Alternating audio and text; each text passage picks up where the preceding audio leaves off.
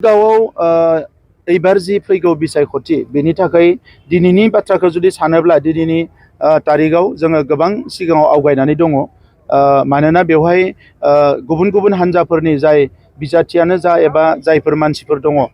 बिथांमोननि रुजुनायाव UPPL आ अर्गेनाइज हिसाबैनो बेवहाय खामानि मावगासिनो दङ आरो UPPL नि दैदेनगिरि बिबानगिरिफ्रा बनरगाव ओनसोलनि रायजो राजाफोरजों जायखिजाया थासारियावनो खाथि सोमोन्दो लानानै गोख्रोङै खामानि मावगासिनो दङ। दा नंखायनो बनरगाव ओनसोलनि जोंनि बर'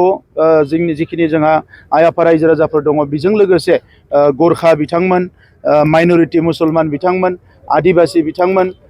बाङालि बिथांमोन, गुबुन गुबुन जिखिनि माहारिफोर दङ बे माहारिनि सुबुंफ्राबो लोब लोब ओंखारदों आरो बयबो लुबैदों जे थांनाय खनसेयाव